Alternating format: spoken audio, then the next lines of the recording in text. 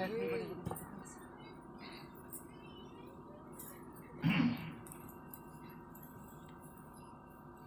सभी लोग सत्संग क्रम में बैठे हुए हैं। सत्संग का सत्संग का मतलब होता है सत्य का संग।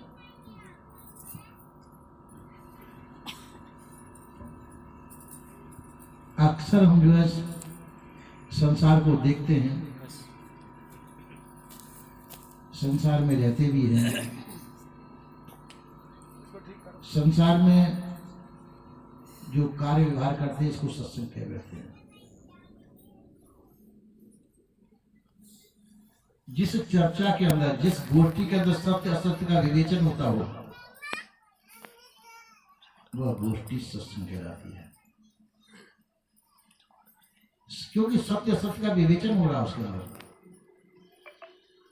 दिखता हुआ जो संसार है नाशवान है, एक दिन नाश होगा। हमारा शरीर भी नाशवान है, नाश होगा। अक्सर हम चर्चा किसी करते हैं, अपने शरीर से चर्चा करते हैं, अपने बिजनेस विषय चर्चा करते हैं, या और कार्यों, ठीक है वो भी करनी चाहिए, कोई बात नहीं। व्यवहार है, व्यवहार चर्चा ही करिए, उससे भी काम है, तो उसको सत्संग नहीं कर सकते। वो व्यवहार विषय की चर्चा है, तो जरूरी होने से करना चाहिए, पर सत्संग उसे कहते सत्य का संग होना चाहिए।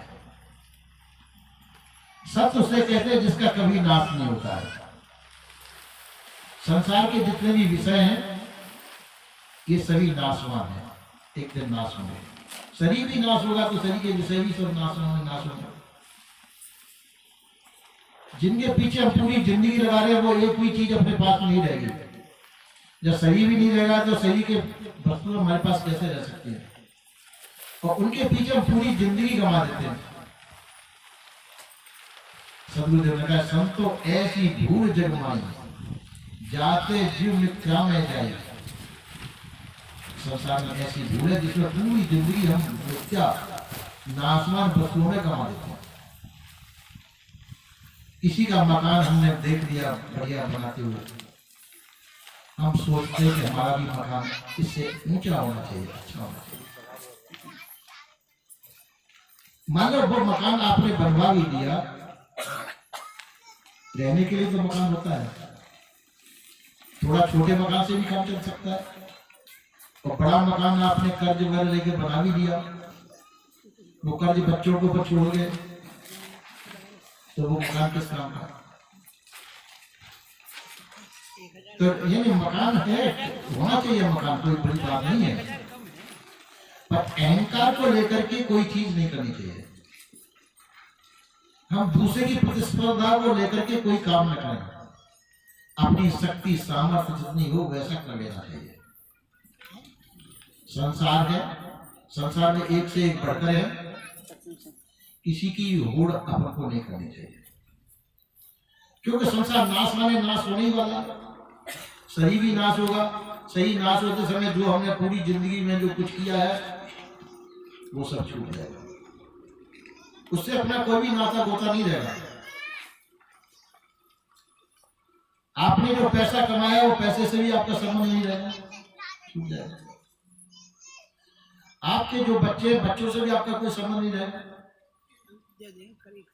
जब किन्हीं से कोई संबंध नहीं रहेगा और उनके पीछे आपने पूरा जीवन व्यतीत कर दिया तो ये बुद्धिमानी का काम नहीं है। बुद्धिमानी का काम यह कि जो चीज आपकी अमर है और जिसका कभी वियोग नहीं होता हो, संसार का वियोग होगा। संसार संयोग वियोगात्मक है, इसका संयोग होता है, वियोग होता है। जिसका संयोग होता है उसका वियोग ही हुआ, तो उससे संबंध ज्यादा दिन ठहरने वाला नहीं है। और आपका अपने आप से संयोग जो है वो संयोग नहीं कहा जाता, वो अपने आपस स्वयं है।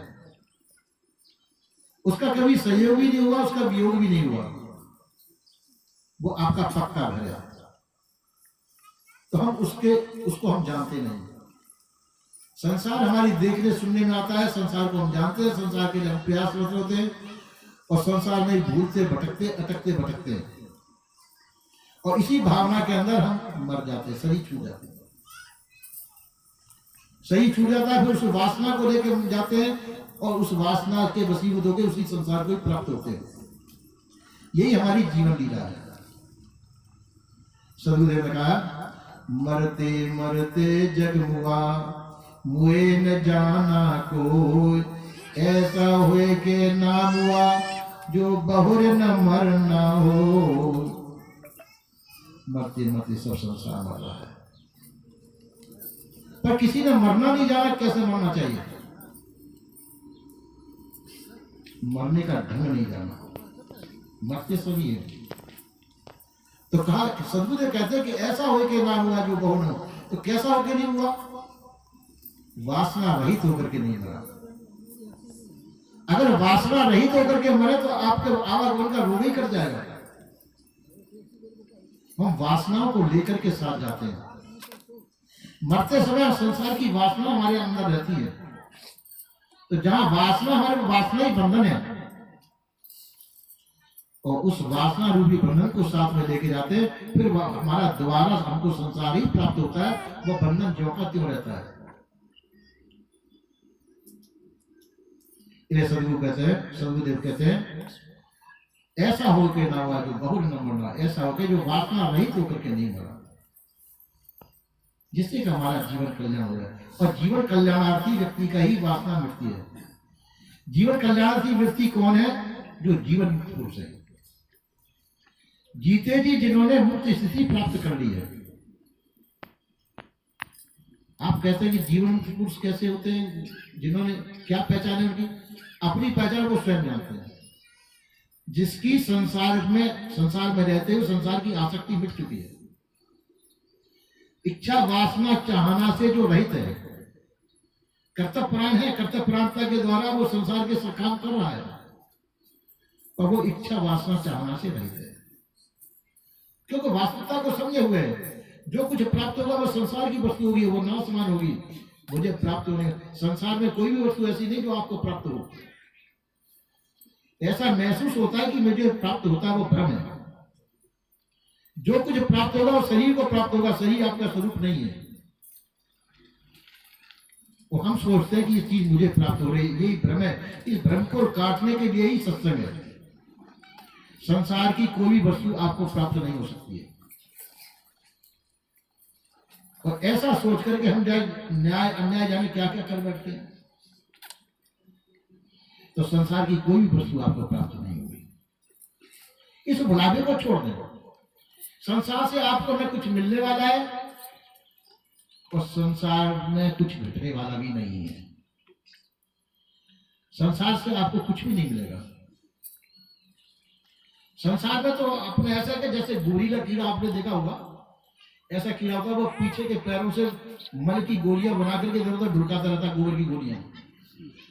शायद देखा हो आप लोगों ने, उसको गोरीला कीड़ा कहते हैं। उसमें उसको मिलता कुछ नहीं है, खाली उसका स्वभाव होता है कि मल की गोलियां बना के इधर उधर ढुकाना।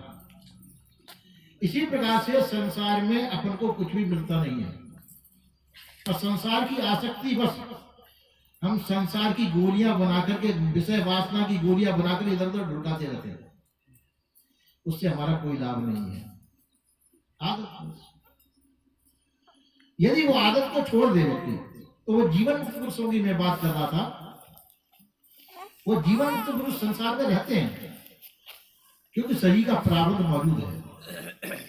शरीर के प्रारब्ध को पूरा करते हुए, और प्रारब्ध को पूरा करते हुए संसार में रहते, पर उनमें आसक्ति नहीं होती। संसार में रहते हुए वो संसार में आसक्त नहीं होते, आसक्ति रहित उनका जीवन होता है। आसक्ति रहित जीवन होगा तो उनका कोई कर्म बनेगा नहीं।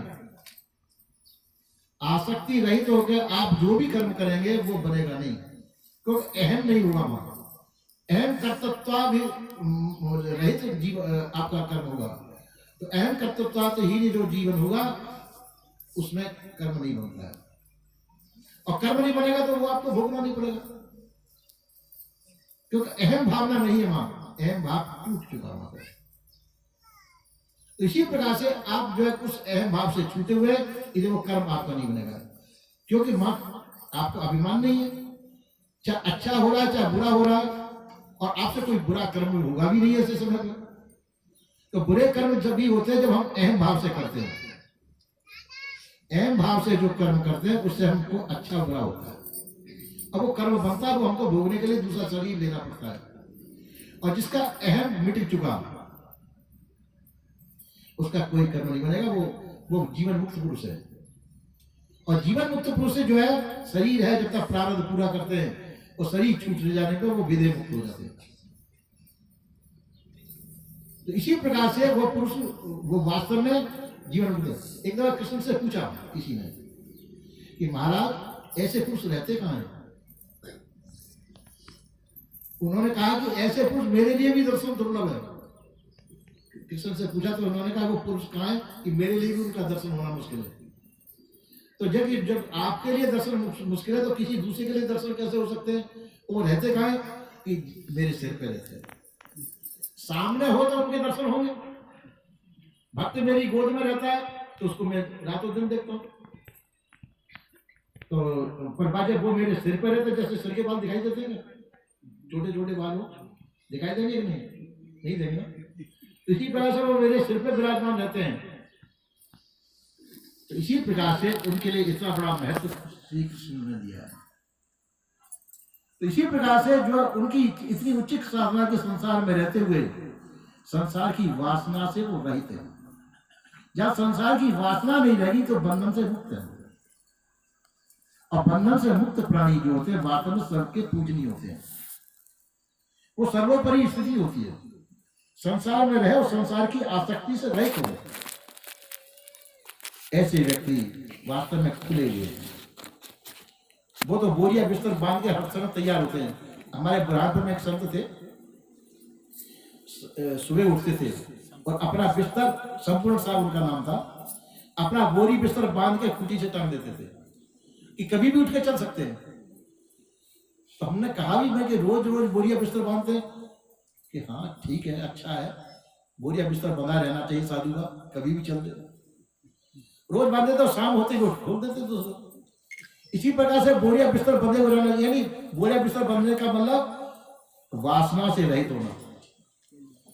वो तो खाली वास्तव में बोरिया बिस्तर बांध ही लेते थे, और आप बोरिया बिस्तर कैसे बांधेंगे? आपका तो फैलाना बहुत फैला हुआ है, उनका तो छोटा सा बिस्तर था, बांध के कुटी में टंग देते थे। आपका बोरिया बिस्तर बांधने का मतलब है कि संसार की वासनाओं को मिटा दें, संसार में रहें, संसार के सब कार्य करें, पर सोचें कि जिस समय शरीर छूटेगा तो सब यहाँ का यहीं छूट जाएगा।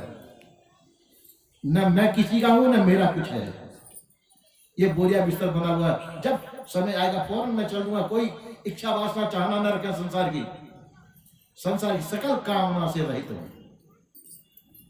आप छूटे हुए हैं, उस समय आप छूटे हुए हैं।